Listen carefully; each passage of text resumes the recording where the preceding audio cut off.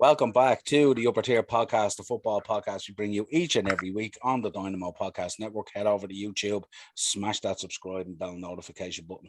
Joining me tonight for our mid-term report card, Manchester United, our guest and resident referee, the man from Hogan Elite Trophy Hire. Get over there on Facebook if you have any silverware requirements for your special occasion, as always, and Mark will sort you out. Mark, how we doing? How's it going, Noel? Thanks for having me on, man. Yeah, thankfully we don't have to discuss VAR tonight, so that's a good thing. Yeah, absolutely. Or maybe we need to. Who knows? Definitely. Let's get into this anyway. So we said we'd drop a mid-season or a mid-term report card because we're staring into 2 weeks of fantastic international football. You can tell how excited we are for it here on the Upper Tier. On you boys in green. Let's have a chat about you. Yeah, absolutely. Let's have a chat about United so far. 7 games in, 14 points. Kind of stuttering on their way through games, has to be said. And I kind of don't know what to make of it, really, because what's happened with Ollie now is they've armed him with all the tools that he needs, and there seems to be problems still there. Before you get into this season alone, I suppose when Mourinho was there, it was toxic, and something had to change. There's no doubt about that. So Ollie came in and he had a tough job to do, fair to say, to kind of settle things down, figure out where the club was at, get it back to thinking the United way. And you can touch on this because you know the United way more than I would, obviously, in terms of what that means. But I mean, what's your overall thinking so far? Yeah, like you can see what he's trying to do. He's been here before. He's managed at youth level here. He's managed Pogba in the underage setup as well. He knows the DNA of the club, but it's one thing knowing it, and it's another thing trying to get across. Tactically, I think he's still a bit naive. He doesn't know his best starting 11. In the first 7 games, we haven't had one starting 11 in consecutive games. There's been different, variations. We've had Matic starting in the CDM position twice, once with Fred, once with Pogba. Obviously, when McTominay was injured, Greenwood has played left, he's played right, he's played up front. When you're watching as a supporter, when you're watching the matches, you don't know what the game plan is. You don't know what he's trying to achieve. You look at the Leeds game. I know we won 6-1, but then you look at the games after that, and you realise that Leeds game was a bit of a fluke. It was one of these 1 in a million games that you can never predict. And yeah, like I said, I just think he's tactically naive. And, like you said, he has all the tools there. Obviously, Ronaldo coming in, obviously it's a breath of fresh air, but it brings a whole different dilemma at the same time, because you're not going to be able to play Ronaldo and Cavani in the same team. Ronaldo's not the type of player that can play on the left-hand side and Cavani in front. You've seen him when he switched over to the left there on Wednesday night. He didn't look interested at all. Yeah. So it's so hard, and the one thing that I always look at an hour before kickoff, and I see Fred and McTominay starting together, I don't know what he sees in Fred. I know Fred gives a lot of energy to the team, but that's all he gives. He can't give a 6-yard pass, never mind anything else. McTominay, I think McTominay can do that role on his own. I really do, because he actually started his career as a forward in the youth system. They push him back to central midfield, and even in the youth setup, he's had to play at centre half sometimes, as he had with Scotland as well.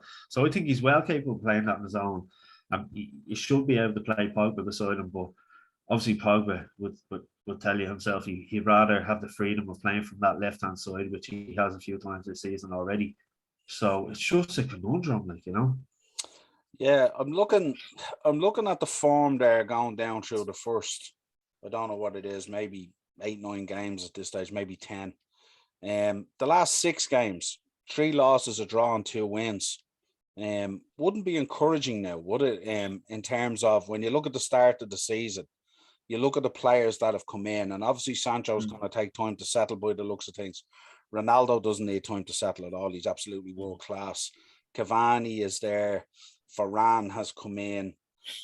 I mean, you've assembled a serious squad there again now that should push a title chase, shouldn't it? Really? Definitely. Like, and I just wanted to say on the Sancho thing, I think a lot of people forget the abuse he got over the summer. You know, we've given the light to Saka, which you should do on Rashford, but not a lot of people have talked about Sancho. So I think that affected his form coming into the start of the season. If I'm being honest with you, the amount of abuse he got online, that's not something you brush under the carpet, or you can. That's always going to be in his head. You know, he has been given an opportunity. Obviously we haven't seen the best of him yet. It does take a settling in period. I know he played for City and all over here, but it's a totally different game.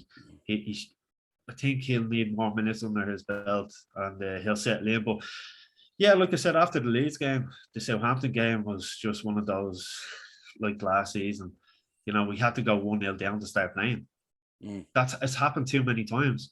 You know, you look at the Wolves game, we won 1-0, but that could have went if Wolves had someone that could finish on the day, and if they had Traore who could do something in the final third, we would have been well beaten on the day, you know. Yeah, I remember that game, you would have been 3-0 down nearly at half time. Absolutely, Noel. And again, you look at that Southampton game, even at 1-1, they still had their chances, you know, like Ward-Prowse had, you know, we know how dangerous he is at set pieces and stuff like that. If they even at 1-0, they had chances. If they went 2-0 up, that's a totally different game. Like I said, we need to go 1-0 down to start playing, which is ridiculous. Absolutely ridiculous when you look at it. The Newcastle game, I think, obviously we had an extra spring in our step with the Ronaldo debut, but even in that game, at 1-0, we just scored before half time. We came back out and we were too open. Newcastle caught us on the break, and then they could have had a second as well. So that game could have went anyway. I know we won 4-1. It looks flattering and all that, but that still could have went anyway, that game as well. And you know, you look at I know we've had a tough kind of month or so in terms of fixtures, but every club's going to have that over the course of the season. They always say it balances itself out, you know. But yeah, it's just been frustrating to watch. Absolutely. Yeah, I think when the fixtures came out first, I mean, United fans would have been very buoyant looking at those first 7 games. I mean, I always said it is tricky going away to Southampton and all. And you know yourself as a Liverpool fan, and even the likes of West Ham away and stuff like that. They are tough games, like, you know. Yeah, but I'm just thinking, and I mean, even the Everton game the other day, I mean, Everton will always put a fight up against anyone, you know. But I'm just looking at it, I'm thinking, like, you haven't had to face Chelsea yet. You haven't had to face City. You haven't had to face Liverpool. You haven't had to face Arsenal. You haven't had to face Spurs.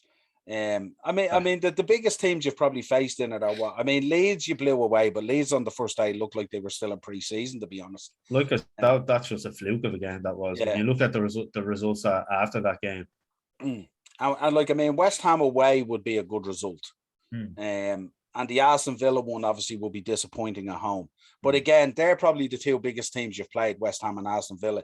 If you park the Leeds result that they looked like they were still in pre-season, even though you had to blow them away still. You still have to go out there and do your job. There's another one for you, Noel. Sorry for cutting across you there. Yeah, no, go Bruno ahead. Fernandes played unbelievable in that game. What has he done since? Yeah.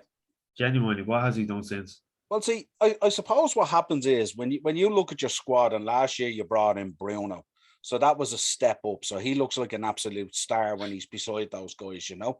But then this year you bring in Varane, you bring in Ronaldo, you bring in Sancho, and then you kind of, when you're around those guys, you can kind of look ordinary.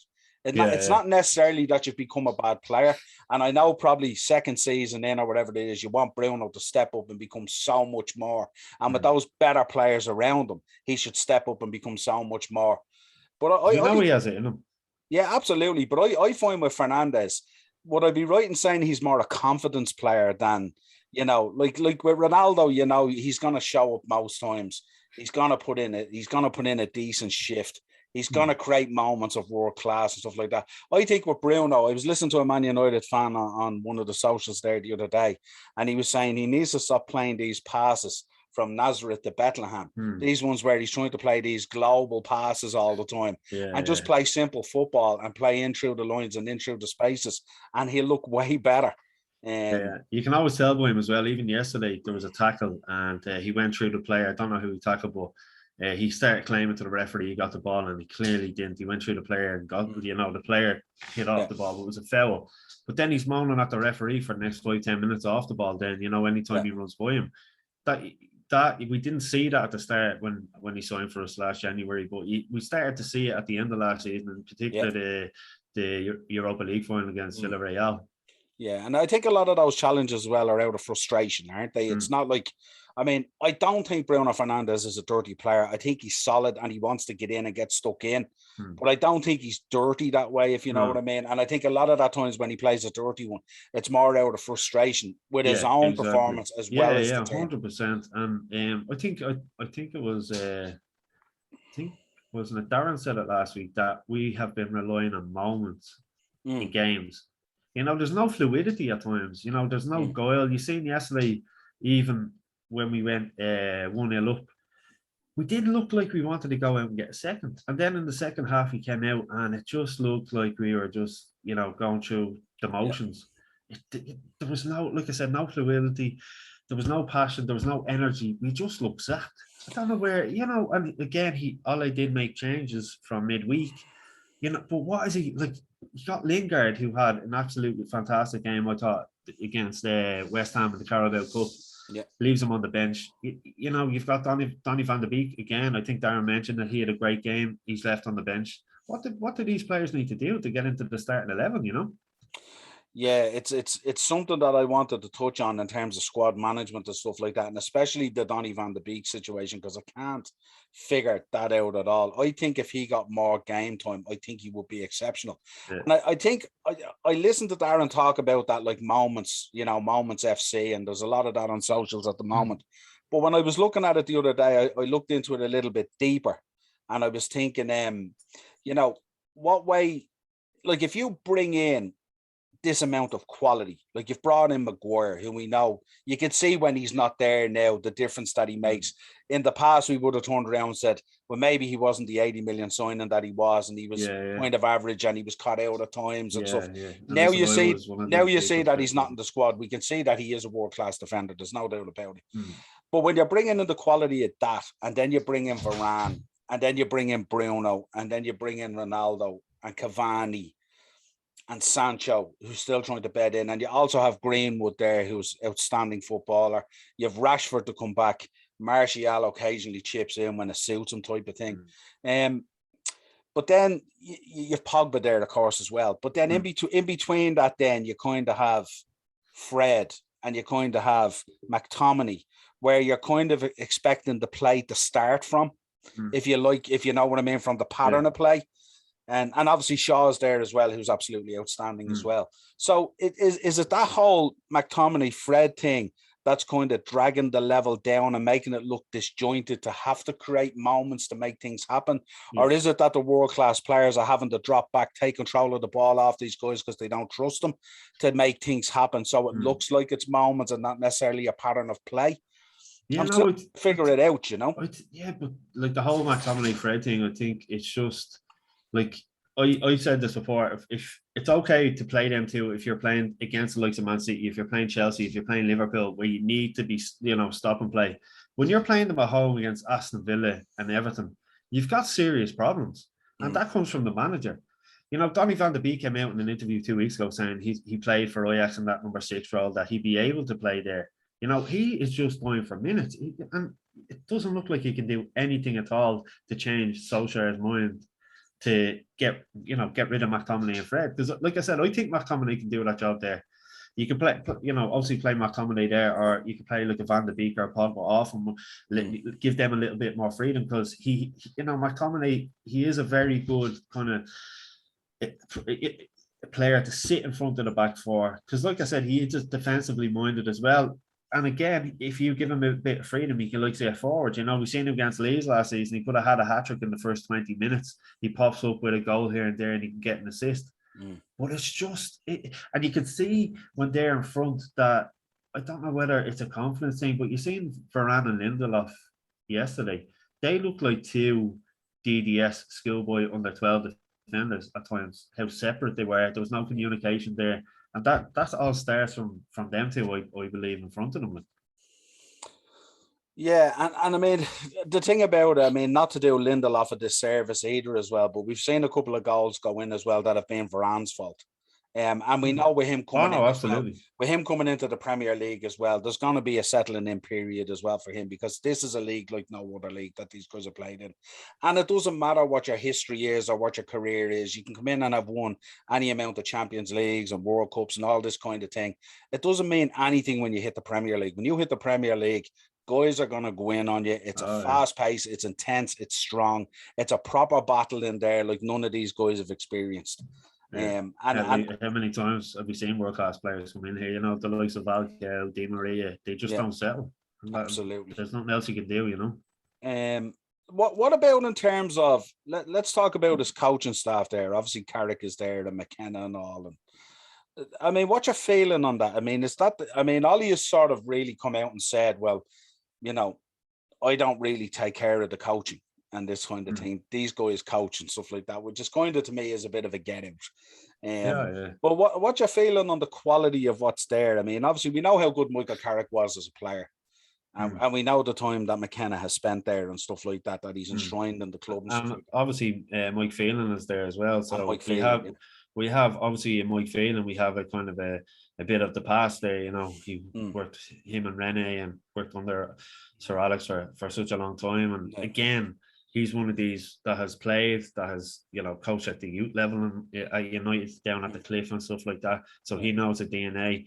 Carrick, yeah, absolutely. From what I hear, he's a fantastic coach behind the scenes in the Aon complex. McKenna, I wouldn't know as much obviously as the others, but yeah, like you have all this around you. And what gets me actually, do you know what? I just want to say something. You seen yesterday, Rafa Benitez, when it was 1-1, he was at the sideline, he was encouraging his players. Like Solskjaer was in the dugout watching his little screen from the dugout, like. That's, as a United fan, that's not what I want. I want to see him on the line screaming at the players, show a bit of passion, you know. But yeah, it's just I looked at it as well earlier. Like we are 7 points better off now than we were at this point last season. So, you know, you look at it and think, right, were we really that bad at the start of last season, or is there an improvement from this season? But I don't see it. I don't see the improvement, to be honest with you. Yeah, I think what's driven that, I mean, if you look, it's 14 points out of 21 so far, right? But if you look at that run of games, if you look at the top 4 contenders that are there at the moment, you by far have had the easiest run of the first 7 games. Yeah. And coming up now, you're staring down the barrel of a very tough run of games without a shadow of a doubt. Absolutely. And I mean, that's not to say we know the story that when Solskjaer is under pressure, this is when he steps up to the mark and he does the business with the team and they will drive out results there. You know what I mean? We've seen it before when he's nearly on his knees and you go play City or you go play a Chelsea or whatever it is, you pick up the points and you get the job done. But we shouldn't be getting to that stage, Noel. You know, we should be taking points off the likes of Aston Villa and Everton at home, and that's no disrespect to them. But we shouldn't be having to, you know, be coming in. Obviously, you're going to want to win the bigger games, but we shouldn't have to be coming in going, right, we need to win this to keep in contention, you know. So you have to, again, it goes back to the manager then. You know, what he's doing in these other games. Like I said, if you're playing 2 CDMs like Fred and McTominay against Villa and Everton at home, you've got problems. It's okay doing it against City and Chelsea and Liverpool. Yeah, because you need to be breaking up play. Yeah, your last 4 games there have been home games. There's a Carabao Cup and obviously a Champions League in there. Yeah. 2 losses, a draw and a win. And the win against Villarreal, I mean, to be honest, I'm looking at that Villarreal game and I'm thinking if Jared Moreno had been on the pitch, Villarreal would have been out of sight. Sure, they could have had 2 goals in the last 4 minutes as well, like catching us on the counter attack. You know, Dean Henderson pulled off a good save, was it? De Gea was man of the match. De Gea, sorry. Remember they went on the attack. Your man just didn't clip it right. De Gea saved it. That was coming into injury time.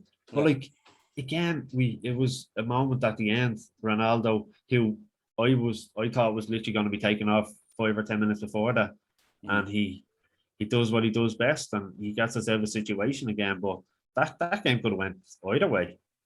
Yeah, absolutely. I think we were very lucky, and the West Ham game, you know, we went 1-0 down early enough in the game, and I thought to myself, right, we created a few chances, but we didn't stick them away. And you know, I thought Carabao Cup.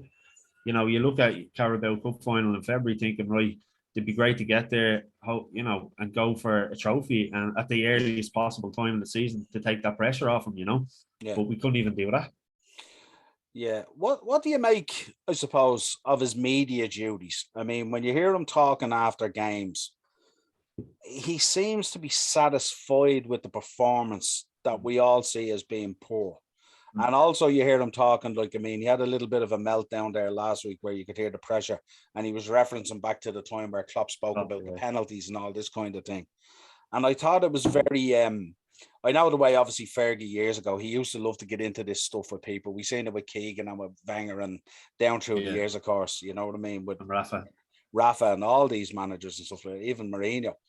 But what do you make of that whole thing where, like, it's pressure coming through, obviously, because he knows he's been given the crown jewels this year. All the excuses that are there have more or less been taken away, even though everyone wanted a CDM. So apart from that, all the excuses have been taken away. He's been loaded up with a top quality squad. And I just wonder, is he feeling it now where now he knows he has to deliver? I think he is feeling the pressure. You can see it in him. And, you know, no offense, I know we call him the baby face assassin, but he has aged a lot since he took over at Man United. But, like, again, it goes back to him. You know, we have all the tools there. Ronaldo's in, like you said, Varane's after coming in. We've Pog. You look at the bench the other day. It showed a great clip of obviously Van de Beek there, and you've Matic, you've Pogba, you've Lingard, you've Ronaldo, and you're looking going, how can we not get a win against Everton at home? And again, it goes back to him. There is obviously, I think the pressure is getting to him. I think he can be too nice in his interviews after the game. Sometimes you just want managers to come out and be honest after the game and say, listen, we were brutal. I don't know what happened between training on Monday and the kick off at whatever time on a Saturday morning, but something changed and it wasn't for the better. We were muck. We'll go back in tomorrow. We'll reassess and we'll go again. But he doesn't do that. He you know, it's almost like he doesn't want to admit to himself that we had a bad game or we couldn't get over the line. But just something has to give, Noel. You know. Yeah, you've seen it down the years, sorry, with Liverpool managers. I'm sure you know. You've had your moments yourselves, and it's frustrating as a fan when you're sitting there watching Match of the Day, and he's all nicey thinking, "Oh yeah, we did well," when we only got a point off Everton at home. Yeah, I remember especially when Rodgers was manager. You know, we'd like draw against West Brom, and it'd be like I couldn't ask for any more from the lads, and I'm there going, are you for real? Yeah, exactly. Are you for real? We just drew with West Brom. Come on. Yeah, exactly. You know what I mean? And I think when that starts, it's not a good path to be going down. You're nearly better off. I know you can't really come out and blast players directly, but I think you could talk about the squad or the team as a whole and say, well, absolutely. Look, we didn't show up today. Because I look at that Everton game there, the 1-1 draw. Like, you had 71% possession to their 29. Yeah. You know what I mean? You had 13 shots, 6 on target. They 12 and 2. Yeah. You know, passes completed 591 versus 181. You know what I mean? And I'm just looking at that, and I think for so much possession, so much control of the ball, and yet very little output. Yeah. And then I'm listening to Ronaldo coming out and saying he doesn't feel that the play is being played the right way. Now, don't get me if I'm misquoting this, but he was saying he didn't feel the play was being played quick enough into him to make him to do what he wants to do. And he was kind of questioning Solskjaer's tactics. And I don't know how that leaked out of the dressing room. Like, the only reason I find that stuff leaks is because it's the beginning of someone going out the door, and it's never a player. And I'm just wondering, what did you make about him? Like, Ollie putting him on the bench yesterday, and then after the game saying, well, Ronnie understands this and he understands we have to do this and all this thing. Like, this is the match before an international break. Solskjaer didn't have to worry about resting this guy around. You know what's weird, Noel? I was talking to a mate of mine, Brendan, on Wednesday in the afternoon, and I actually named the team that I thought were playing. It was the exact team that played. And then I was talking to my dad on Friday night, and I said, I don't think he'll start. Solskjaer will start Ronaldo tomorrow against Everton. I think he's going to start Cavani. Because, like, I'll go back to the point where you can't have the two of them in the same team. But when Cavani came on, we seen. Remember, he chased that ball down in the corner that Ronaldo didn't want to. Yeah. Cavani had no right to win that ball. It just shows the difference he made. Now he had a few opportunities yesterday. Pickford obviously pulled off a decent save from the header. But I just had a feeling that he was going to drop him. When he said it to me dad on Friday, I said, I don't think Ronaldo's going to start. Which I should have changed my fantasy captain when I should have taken my own advice. But yeah, listen, he can. I know he's not your average 36-year-old, but he does have to kind of manage his minutes as well. Even though, like we all know, he could do it week in, week out. But there is, like I said, there is 7 games and we haven't played the same starting 11 months. That says it all, you know. Yeah, I just think if you're coming off 3 losses and 2 wins, you know what I mean. I just think. And if you believe that at the moment you're in this situation where it's Moment FC, he's the guy for Moment FC, isn't he? Yeah, there's no other guy. No, absolutely, you know. But obviously, Solskjaer must have had it in his head that he might create a moment coming off the bench. That's the only thinking I can think of. But like I said, I just had a feeling he wasn't starting for some reason. Now obviously, international break, you know, and like you said, we've a tough run of fixtures coming up after, so maybe he might have had that in mind. I don't know, you know, it's hard to know what he's thinking at the best of times. Again, he must have, in his head, he probably thought it was a stroke of genius, but again, it shows you that tactical naivety that we've been banging on about, and which we've talked about in the Monday Mashup quite a few times, you know.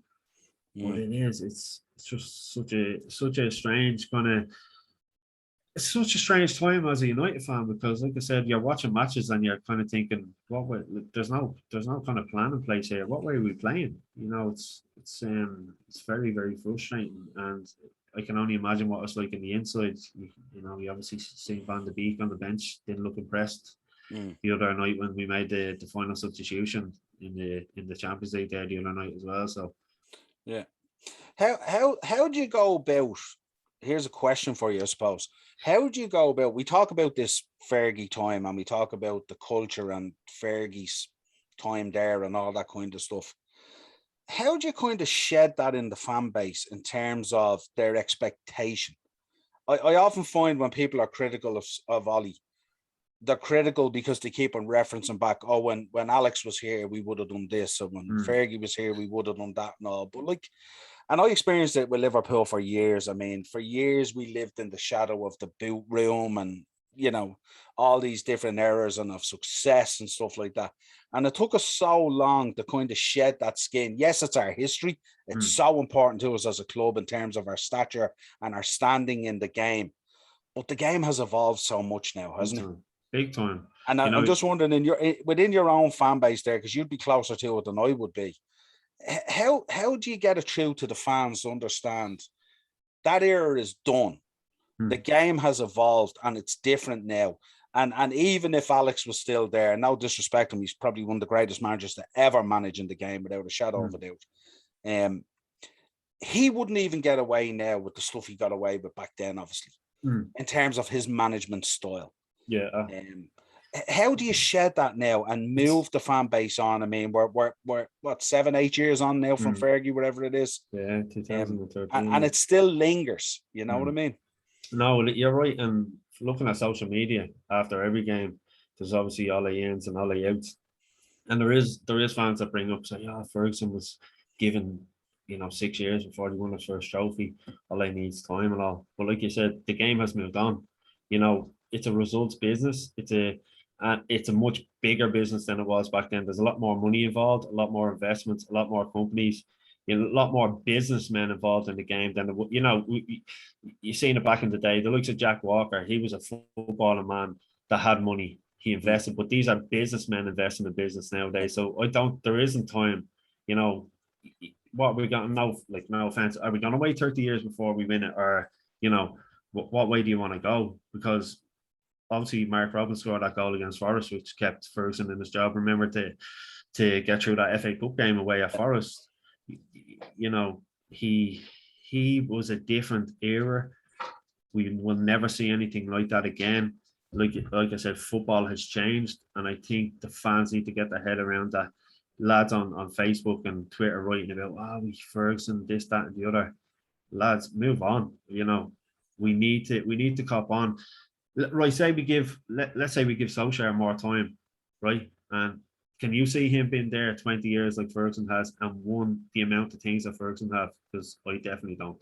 Well, I don't think he definitely win what Fergie won. And I don't expect him to be there 20 years because I don't expect any manager to be in the job. I think 20 No. years of management, those days are long gone at this Yeah, stage. Because exactly. what And happens is it's with player power as well now. Because it's the culture, if isn't you it? get up the fact players have so much power now. So if you get up the nose or up the back of a player now, he can just sit down and basically spread like cancer through the locker room and cost you your job. Exactly. We've seen it already. I mean, you've seen what happened with Pogba with Jose. I Yeah. mean, he fell out with Pogba big time, wanted him gone. I think he went upstairs and asked for him to be gone and everything and all. And he just sat down. And when he sat down, it brought the whole team down. And Jose was sailing that ship on his own. Yeah. There's no No, it doubt is about it. because And the footballers now are brands now, aren't they? The yeah, amount of people behind them. yeah, You know, you wouldn't have got that back in the day. You had the likes of the great Brian Robson and yeah. you know all these players that that would go for a few points after the game and stuff like that. Mm. There's these players are a lot of players. The agents actually have it. The players believing they're actually bigger than the clubs now. You know. Yeah. And in some cases, and I mean, that's a fair argument as well, because if you think about the players being the foundation of the club, if you weaken one of them, like if Solskjaer comes out and goes, and he has a blast at Ronaldo over comments that have leaked or come out or whatever it is, and Ronaldo just sits down, that'll cost him his job. There's no doubt about it, because the fan base will look at that. They hold Ronaldo in such high regard. And I know Solskjaer with the Champions League and the goal and the Bayern Munich stuff and all the history and romance stuff, you'll only get so much mileage out of that. And he's Yeah, there's already only so milked that. far we'll He's take it. already milked that big time at this stage, you know? And I think Darren made a good point. I think was that on the matchup there the other night. If Solskjaer was fired tomorrow, what top European job would he walk into? And the answer is none. Let's be fair, like he wouldn't. So we're looking in, let's hypothetically look forward. I mean, we're looking at Leicester. If we park the Champions League ones, because I think in the Champions League, I think you'll be okay. I don't see it being a problem. So you've got Leicester coming up, then you've Liverpool, Tottenham, Man City, Watford, Chelsea, and Arsenal. That's a serious run of games. Definitely. Yeah. What happens if you pop out on the other side of that Arsenal game, say, those 7 games or whatever it is, and you're way off the pace? You could be, imagine you're out of a title race, say, let's say you're 10, 12 points adrift, whatever it is, and the likes of us or Chelsea or Man City are steaming forward. And then you get into, say, the knockout stages of the Champions League and you get busted out of that. If he doesn't deliver this year, I'd like to know what you think of what it means to deliver this year. And if he doesn't deliver this year, I mean, are you in? Are you out? Is the process to continue? What's your feeling on it?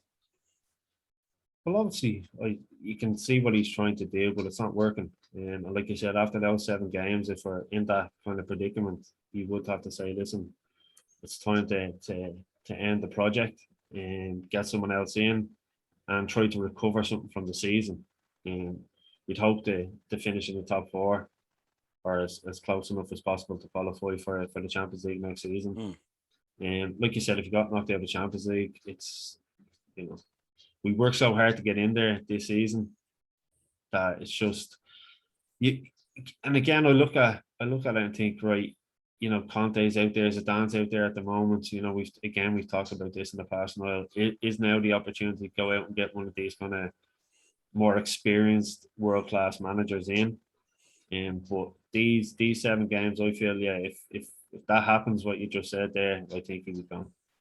Yeah, I think even regardless of the managers that are available, because I think United being such a huge giant of a club, they can even attract in managers from other clubs and work out a deal if they really want them to a point. Yeah. You know what I mean? So it's not exclusive to Conte and Zidane being available. And come, say, January, if you like, or come the Christmas period, who knows who's going to be available at that stage as well, the way things are going. I mean, Juve are under pressure, Barca aren't doing too great, Real, all these kind of things, you know, there's lots going on. Even PSG at the moment aren't actually humming at all, you know what I mean? Yeah. So who knows who could be available? It's more the trigger of the change.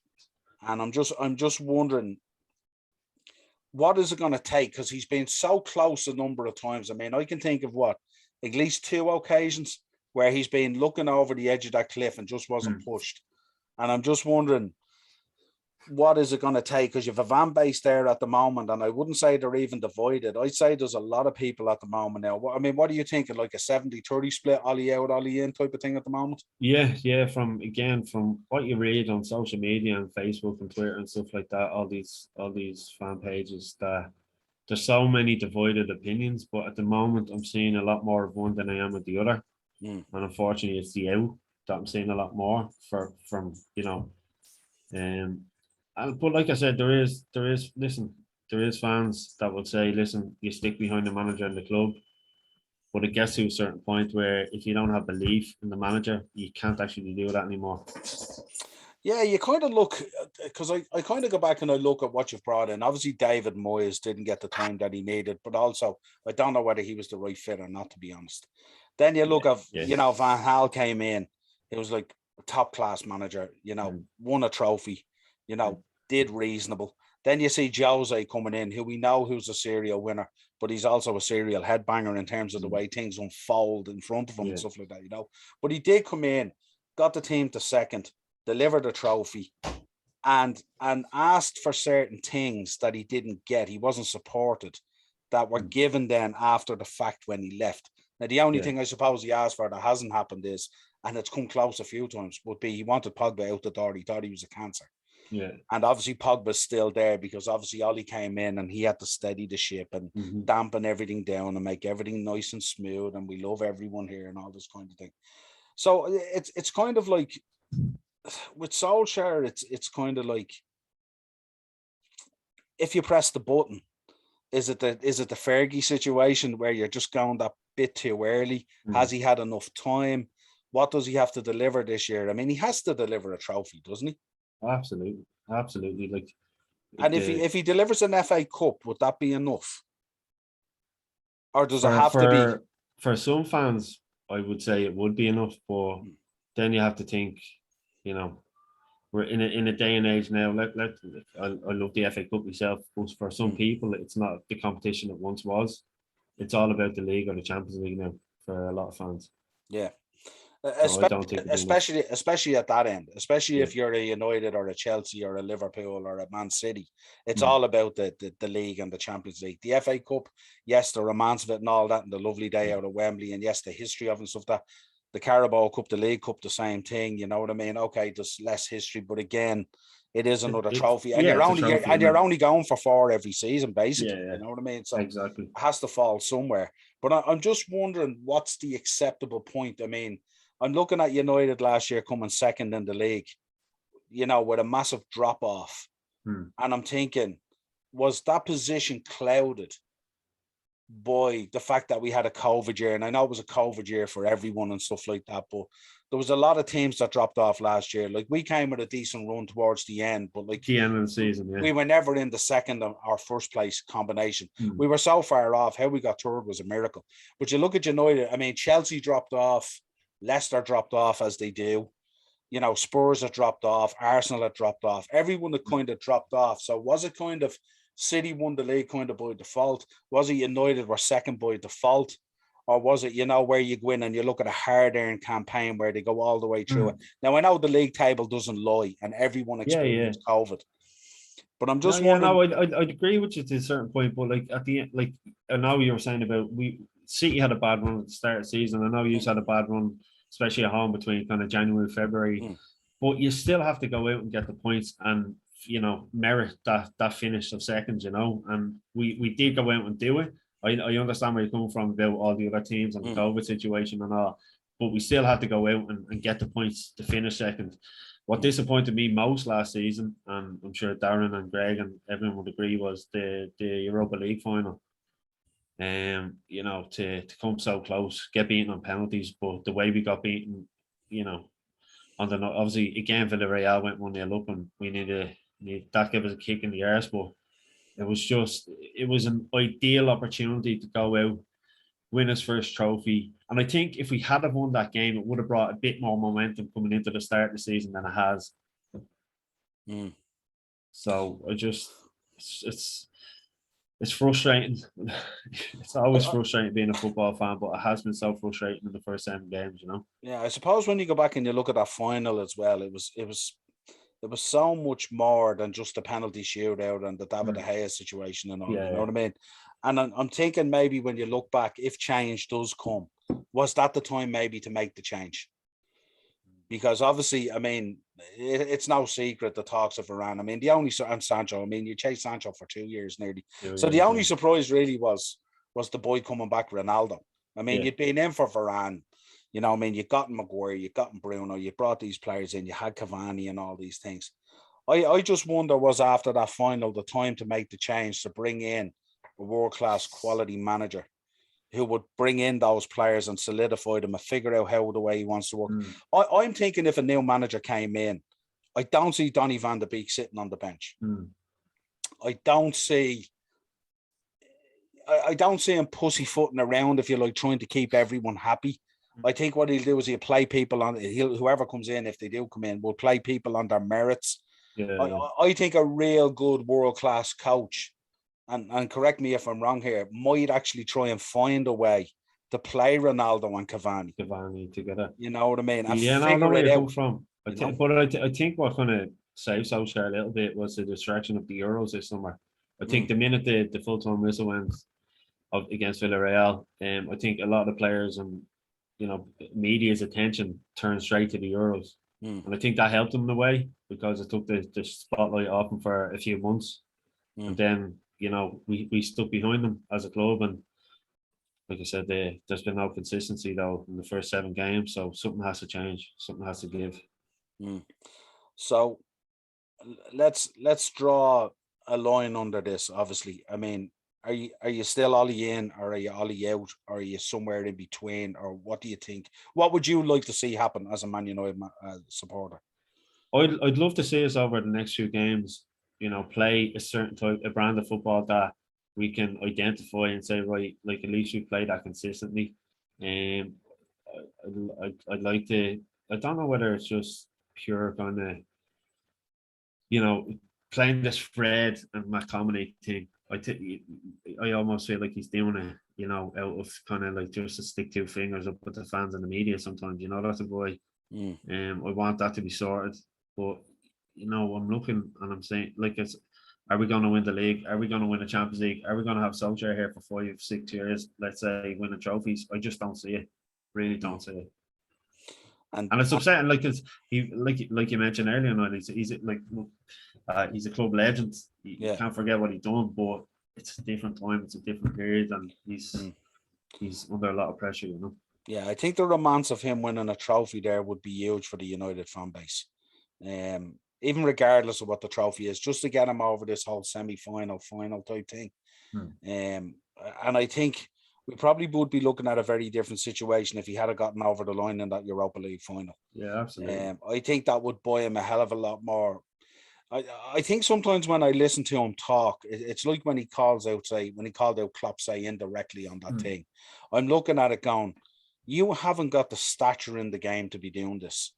You haven't achieved what you need to achieve to do this. If this is Fergie, I'm all over it. And probably at times I'm really enjoying it because I used to love the stuff with Keegan and I used to love the stuff. You can't but not enjoy that banter when it kicks off and stuff like that with Wenger and stuff like that and Benitez and all, even though I'm a Liverpool fan, but still it was entertaining. Yeah, because it's like the snooker back in the day. You need those type of characters to, entertain the fans. And, there's hardly any of those in the game anymore. But see, 9 times out of 10, when Fergie did it, he got the right reaction. Yeah. Because he got the negative reaction on the other side that turned the game slightly to his advantage. It was like a chess game with him. I think with Solskjaer, when he does things like this, people just laugh at him and they go, you know what I mean? Because I know when Klopp came out earlier in the year and started talking about the penalties you were getting, I was kind of a little bit disgusted and embarrassed by it as well. I thought he was feeling the pressure, obviously, of a tough season. Yeah, I was going, that's not what we're about. This isn't like, get on it. Let's manage our own stuff here. Let's manage what we can control. Don't be worrying about what other people are doing. Because I remember it came at the time that you had lost to kind of West Brom at home and Burnley at home and stuff like that, wasn't it? Yeah, it was kind of like it felt nearly like a deflection technique. Yeah. And my sort of course at the time was, we need to get our own shit together here, guys, before we start worrying about what anyone else is doing. We can't affect what penalties Man United get. All we can do is affect our own team. So let's focus on that because that's where it needs to be. Yeah. And then when I heard him last week, obviously going off on it, I mean, I know Solskjaer, he'll always have an axe to grind about Liverpool anyway. I mean, the rivalry there, he was in the height of it for years. That's never going to go away, isn't it? Like, but it's nearly he comes across at times with it that it's nearly petulant. You know, that like it's not 99 or 2000 anymore, or 98, or this is 2021. It's a totally different situation. But you think stick with him anyway through the next series of games? Yeah. I don't know. By Christmas, it could be a different story. We could be staring into January, with an FA Cup and only to play for. Yeah, I think at that stage it would be toxic, wouldn't it? With the players that have come in. Definitely, especially with all the fans. Yeah. Well, look, it's been a pleasure having you on to have a chat about this. And I know, like, it's there's not much in it in the table at the moment. It's only a win or whatever it is, and the difference, you know what I mean, from the way the table flip flops. But I would have, looking at the fixtures, I would have thought United going into this break would have had, as you said, maybe 3 or 4 points on everyone else, because everyone else had so much tougher fixtures. Yeah. And like I said, you look at the teams around us, the other teams are playing much better football than we are.